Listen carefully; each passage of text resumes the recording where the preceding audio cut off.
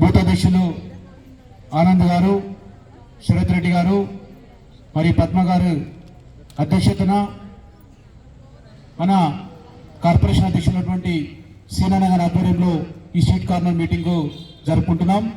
ఈ కార్యక్రమానికి ముఖ్య అతిథులుగా అన్న విక్రమరెడ్డి గారు, మరియు జిల్లా ప్రధాన కార్యదర్శులు విజయ్ గారు, తిరుమల రెడ్డి గారు, కార్పొరేటర్ పవన్ రెడ్డి గారు, అన్న లక్ష్మణ గారు, మరియు ఈ కార్యక్రమంలో పాల్పంచుకుంటున్న మహిళా అధ్యక్షురాలు సంజయ్ గారు, వెంకటేశ్వర గారు, నరసింహరావు గారు, అన్నతగా భావించుకున్న నా బీజేపీ కుటుంబ సభ్యులకు, ముఖ్యంగా ఈ కార్యక్రమంలో పాల్పంచుకుంటున్న నా బోడుప్పల్ అక్క చెల్లెలకు, కాలనీ పెద్దలకు అందరికీ కూడా ప్రత్యేకంగా నేను నమస్కారాలు తెలియజేస్తూ, పెద్దలందరి విషయాల మీద చాలా విషయాల మీద చెప్పడం జరిగింది. మేము కూడా ఎక్కువ సమయం తీసుకోను, ఎందుకంటే ఈరోజు నరేంద్ర మోడీ గారు ప్రధానమంత్రి అయిన తర్వాత చాలా వరకు మనకు సంక్షేమ పథకాలు ఇస్తున్నా కూడా మనకు అవగాహన లేకుండా ఈరోజు ఒక స్థానిక లీడరు లేకపోతే అబద్ధాలు చెప్పే పార్టీలు వాళ్ళ సొంత ఇంట్లోకి వెళ్ళి ఇచ్చినట్టుగా చెప్పుకుంటూ పోయి ఈరోజు మన ఓట్లని వాళ్ళు అనుకుంటున్నారు.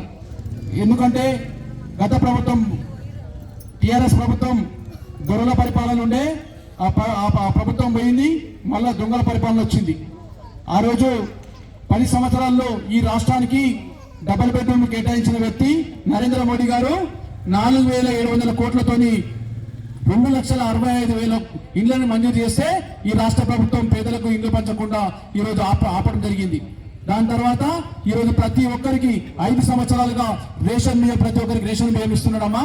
మాకు చాలా మందికి తెలియదు. ఈరోజు బోడుప్పల్ కార్పొరేషన్ బస్తీ దవాఖానాలు ఏర్పాటు చేసినట్టే నరేంద్ర మోడీ గారి సహకారంతో, ఈరోజు అంగన్వాడీలు నరేంద్ర మోడీ గారి సహకారంతో, మధ్యాహ్న భోజనం ఈరోజు నరేంద్ర మోడీ 9వ తరగతి వరకు మధ్యాహ్న భోజనం కేంద్ర ప్రభుత్వం పెడుతుంది, 10వ తరగతికి రాష్ట్ర ప్రభుత్వం పెట్టి మేము పెడుతున్నామని చెప్తున్నారు. ఈరోజు మహిళా తల్లులకు ముఖ్యంగా ఈరోజు డ్వాక్రా రుణాలు కేంద్ర ప్రభుత్వము బ్యాంకుల ద్వారా మహిళా తల్లులకు ఇస్తుంది, కానీ ఇక్కడ రాష్ట్ర ప్రభుత్వం ఏమి ఇస్తున్నామని అబద్ధాలు చెప్తా ఉన్నారు. ఈరోజు నిజంగా ఒక పరిపాలన పోయింది. మళ్ళా రేవంత్ రెడ్డి అనే వ్యక్తి ఈ రోజు ఒక బట్టబాజీ మాటలు చెప్పుకుంటూ ఈరోజు 6 పథకాలతో పాటు 420 అంటే 420 సంక్షేమ పథకాలు అమలు చేస్తా అని చెప్పి ఈరోజు రాష్ట్రంలో అధికారులకు వచ్చిన తర్వాత ఈరోజు ఎవరు లెక్క చేయకుండా మరి అబద్ధాలు ప్రచారం చేసుకుంటూ అబద్ధాలు చెప్పే ప్రయత్నమే చేస్తున్నాడు. అన్ని పథకాలు ఇక్కడ అమలు కావడం లేదు. ముఖ్యంగా మహిళలకు ఎన్నో హామీలు ఇస్తే మహిళలు ఆశపడి అక్కడ ఓటేసిండ్రు. అమ్మా మహిళా తల్లులు, మీరు ఇప్పుడు ఆ ఎలక్షన్స్ వేరు, ఈ ఎలక్షన్స్ వేరు. ఈ ఎలక్షన్స్ ఏం చేస్తున్నామంటే దేశం కోసం, ధర్మం కోసం మనం నరేంద్ర మోడీ గారి నాయకత్వంలో మనం ఓటు వేయాలనుకుంటే ధర్మం వైపు నిలబడ్డ ఈటల రాజేందర్ గారు కమలం పువ్వు గుర్తు కొట్టేయండమ్మా. లేదు కాంగ్రెస్ వాడు 1000 రూపాయలు ఇచ్చిండు, టీఆర్ఎస్ వాడు 1000 రూపాయలు ఇచ్చిండు, వాడు మందు పంపిస్తున్నాడు, వీడు రోజు ఏదో దావతం చేస్తున్నాడు అని ఓట్లు అమ్ముకునే పరిస్థితి ఇక్కడ చేయొద్దు. ఎందుకంటే మన భవిష్యత్తు కాదు, మన పిల్లల భవిష్యత్తు కూడా. ఈరోజు చదువుకున్న పిల్లలు ఈరోజు సురక్షితంగా ఉండాలి, ముఖ్యంగా మహిళలు సురక్షితంగా ఉండాలనుకుంటే మాత్రం ఈరోజు బీజేపీ కమలం పువ్వు గుర్తు కొట్టేయండి. అన్ని రకాలుగా దేశాన్ని అభివృద్ధి చేస్తున్నాం నరేంద్ర మోడీ గారు కమలం పువ్వు గుర్తు. కానీ చదువుకున్న వాళ్ళు కొంతమంది ఈరోజు బీజేపీ వైపు దేశం కోసం, ధర్మం కోసం ఓట్లేస్తున్నారు. కానీ చదువు లేని వాళ్ళు, అవగాహన లేని వాళ్ళు మాత్రం ఈరోజు ఓట్లు పైసలు ఇస్తారా లేకపోతే ఇంకేదో చేస్తారని భ్రమలో ఉంటున్నారు. అటువంటి భ్రమ పెట్టుకోకండి. ఎందుకంటే ఈరోజు మన చిన్న పిల్లలు ఈరోజు బయట దేశాలకు వెళ్తున్నారు. ఈరోజు మహిళలకు ఎన్నో రకాల స్కీమ్స్, ఈరోజు ఫుడ్ ప్రాసెసింగ్ యూనిట్స్ అని లేకపోతే అన్ని రకాల లోన్స్ ఈరోజు కేంద్ర ప్రభుత్వం నరేంద్ర మోడీ వేస్తున్నారు.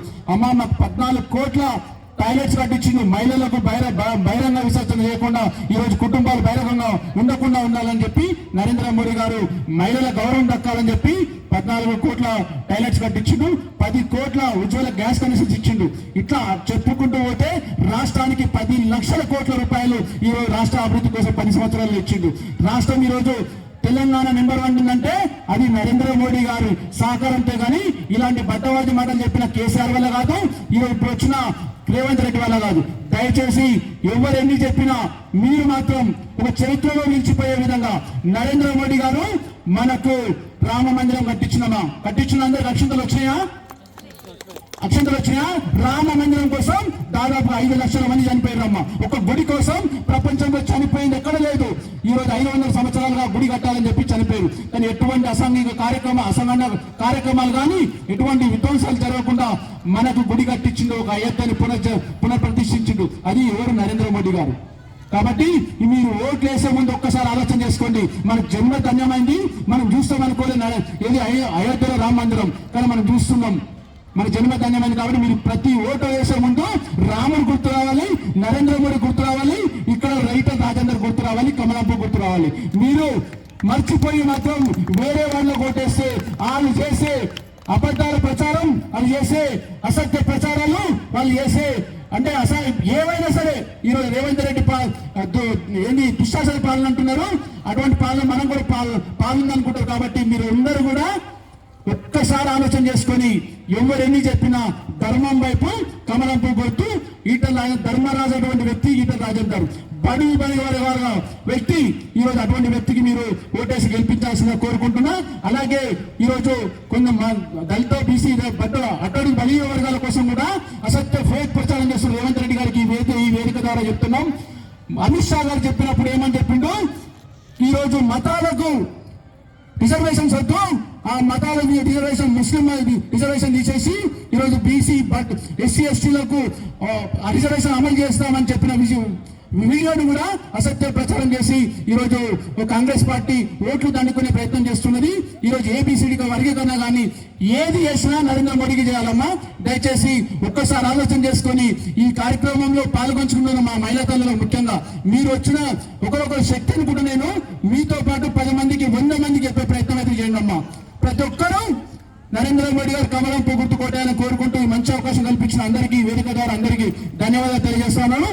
భారత్ మాతా